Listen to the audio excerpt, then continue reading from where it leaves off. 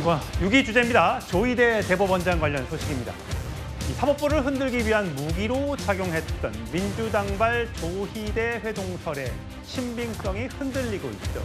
도대체 누가 제보를 한 건지 의혹을 제기한 의원들조차 제대로 밝히지 못하자 국민의힘이 반격을 하고 있습니다. 먼저 회동설이 있었던 당시의 영상부터 확인하겠습니다.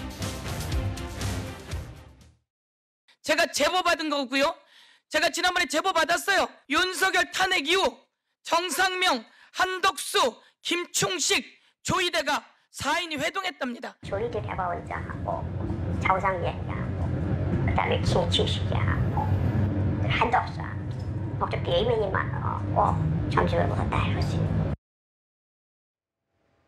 예, 장희 변호사님. 네. 그러니까 9월 17일 날 보수 정권의 한 민정 라인의 제보로 조희대 대법원장이 일부 보수 진영 인사들과 어떤 이재명 대통령의 법원 판단, 대법원 판단에서 뭔가 논의를 했다라는 거에 대해서 민정 라인이 제보했다. 그 다음에는 최초 보도한 유튜브에 물어보라. 이게 이미 5월 달에 나왔던 열린공감 TV에 있었던 보도인데 그 앞에 보면 이것은 AI로 만들어진 목소리고 보도 차원이 아닌 썰이다. 자, 이런 또 얘기가 나오니까 또 바뀌어서 여권의 고위직 관계자, 그러면서 또 이후에 또 다른 민주당 현역 의원의 이름이 나오고도 있었습니다. 자, 그때 나왔던 아까 저기 나왔던 AI 목소리, 그거는 아예 없는 걸 지어낸 겁니까? 아니면 있는 거를 더빙을 한 겁니까? 해당 매체에서 해명하기로는 제가 알기로는 이게 없는 걸 지어낸 게 아니라 이 제보자가 이제 김충식 씨랑 엄청 가까운 사람이라는 거 아닙니까?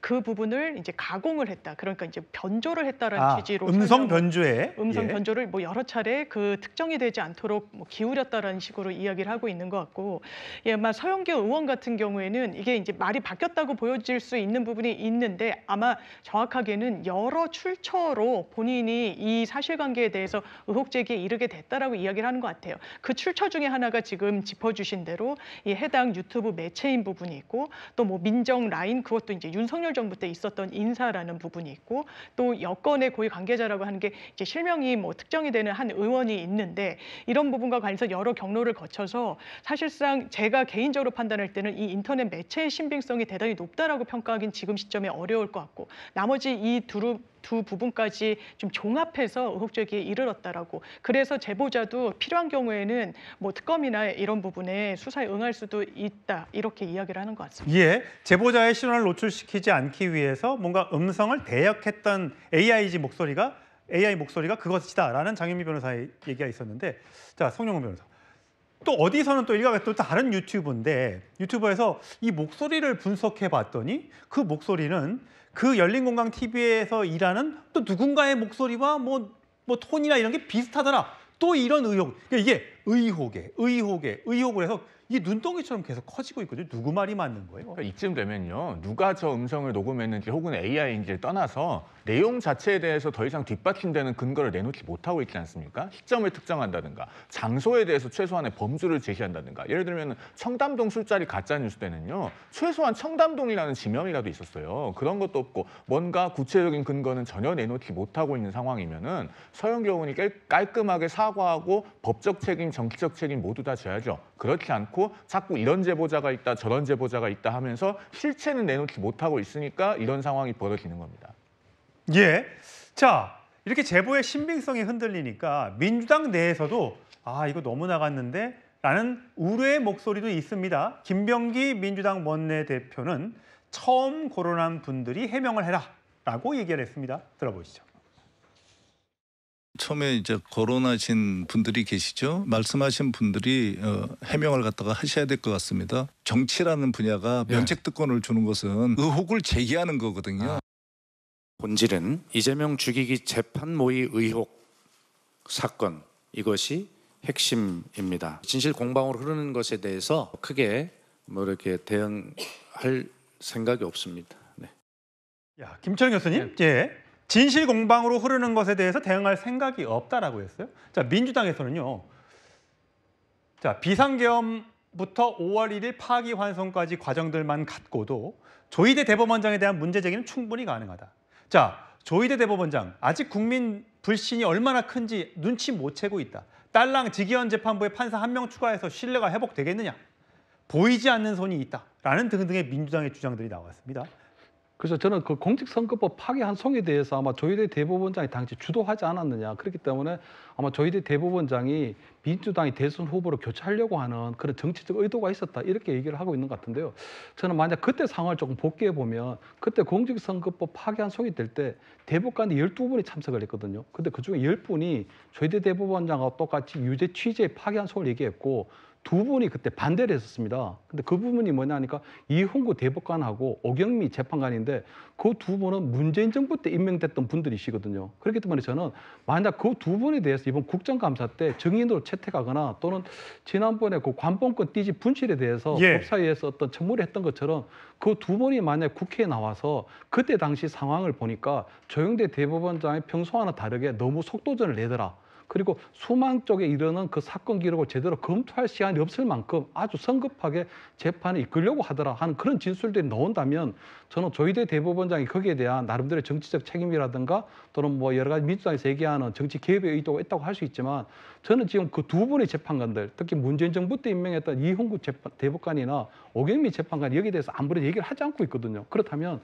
그때 당시에 대법관 12분들이 전원 합의체에서 얘기했던 부분들은 아무런 문제가 없는 것이 아니냐. 그런데도 불구하고 계속적으로 이렇게 하는 부분은 그럼 조희대 대법원장을 어쨌든 자진 사퇴하려고 하는 이런 부분이 있는 것 같은데 저는 아마 조희대 대법원장이 지금 한덕수 전 총리하고 어떤 회동서를 지금 사실무근이라고 부인을 했기 때문에 저는 서영교 의원에게는 정말 정치에 있으면서 가장 절호의 찬스가 왔다고 보이거든요.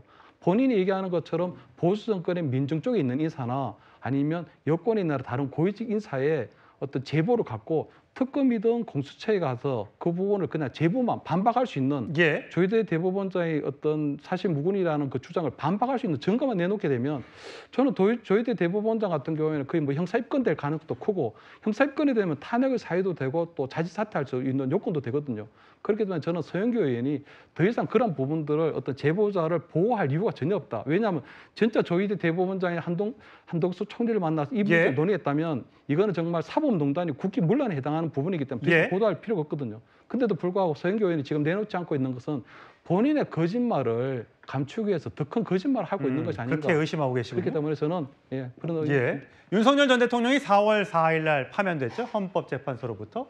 그 이후에 4월 7일인지 10일인지 15일인지 모르겠습니다만 이때 조희대 한덕수 정상명 전 검찰총장 김충식 씨 등이 4명이 만나서 자 이재명 대통령의 사건은 대법원에서 알아서 처리하겠다라는 제보를 받았고 실제로 그때 이후에 한덕수 총리가 대선에 출마하게 되고 그 이후에 이재명 대통령에 대한 선거법 파기환송이 이루어졌다. 이런 것들이 전부 다 이 모임에서 이루어졌다라는 주장을 민주당이 하고 있는데 거기에 대한 제보를 받았다. 하지만 이 제보의 지금 신빙성이 흔들리고 있는 것이죠. 자, 국민의힘은 바로 이렇게 반격을 시작했습니다. 들어보시죠.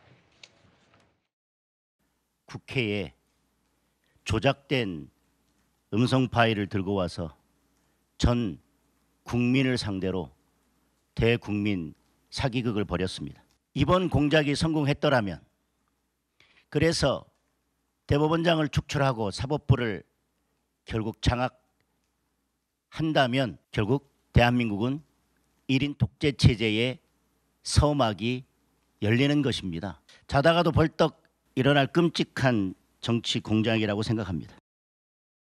강성필 부대변인, 대국민 사기극, AI로 만들어진 그 제보, 이것들은 정치 공작이고 이게 만약에 공작에 성공했다면 이게 이재명 대통령의 독재가 시작됐을지도 모르는 끔찍한 사안이다.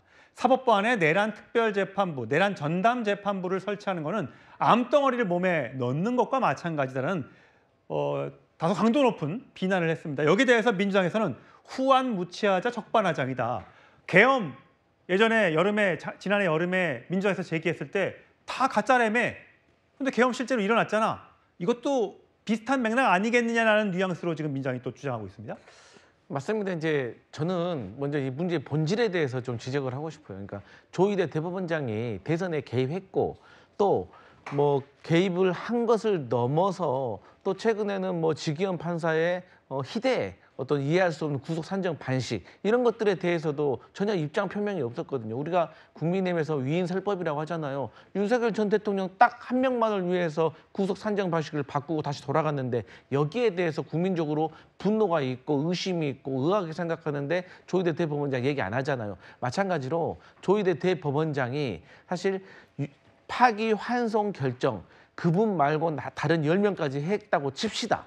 하지만 그 이후에 있었던 행동들도 민주당의 후보를 없애버리려고 했다라고 저희는 볼 수밖에 없는데 또 그 이후에 또 선거운동 기간 중에 기회를 잡는 것들 우리 헌법 116조에도 공정한 선거운동의 기회를 부여하고 있거든요. 그래서 이런 것들을 전체적으로 봤을 때 저희는 이 조희대 대법원장의 수상한 만남은 단편적인 하나의 사건인 거지 본질은 아닌 거예요. 만약에 그게 민주당의 잘못된 실수로 잘못 알려진 거로 합시다. 그런다고 해서 제가 앞단에 말씀드렸던 이 조희대 대법원장에 대한 국민적인 불신과 의심이 없어지진 않아요. 그렇기 때문에 뭐 저희가 계엄도 미리 경고를 했었고 또 우리가 한덕수 전 총리만 보더라도 요즘의 고위 공직자들은요 거짓말을 끝까지 합니다.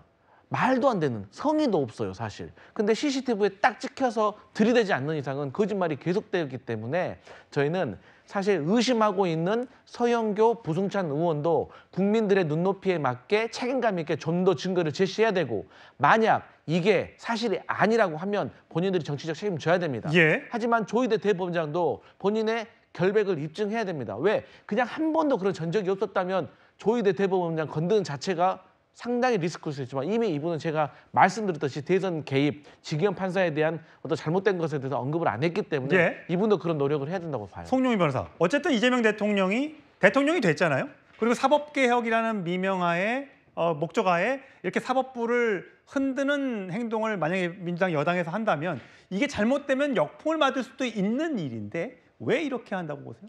결국 우리 국민들께서 이미 이 본질은 판결에 대한 보복이다라고 하는 것을 파악하고 계실 겁니다. 만약에 조희대 대법원장이 정말로 이재명 대표가 대통령 선거에 입후보하지 못하게 할 생각이었으면 파기환송이 아니고 파기 자판을 했겠죠. 파기환송을 해도 그 당시에 대선 전까지 사건이 모두 종료될 수 없다는 것은 대법원도 잘 알고 있었습니다. 그리고 앞서 직위원 부장판사의 그 구속 취소 결정에 대해서 말씀을 하셨는데 그 부분에 대해서 설령 대법원장이 내가 보기에 이것이 법리적으로 틀렸다라고 하더라도 그것은 공개적으로 의견 표명을 할 수 없습니다. 하급심의 결정에 대해서 대법원장이 왈가왈부하고 법에 정해진 절차 이외의 방법으로 그것을 뒤집으려고 하면 그것이 바로 민주당이 여태까지 말해온 사법농단인 것이죠. 마지막으로 하나만 짧게 덧붙이면 지금 민주당의 대법원장에 대한 공격은 대법원장 개인에 대한 것이 아니라 대법원 전체에 대한 것입니다. 이재명 당시 민주당 대표에 대한 판결은 대법원 전원 합의체가 한 것이고 그것은 12명의 대법관이 다 같이 한 겁니다. 예. 그것이 절차적으로 잘못되었기 때문에 대법원장이 나가야 된다라고 공격하는 것은 결국 대법관 12명이 다 잘못했으니까 다 책임지라, 나가라라고 하는 것과 다르지 않다라는 점을 말씀드립니다. 예, 알겠습니다.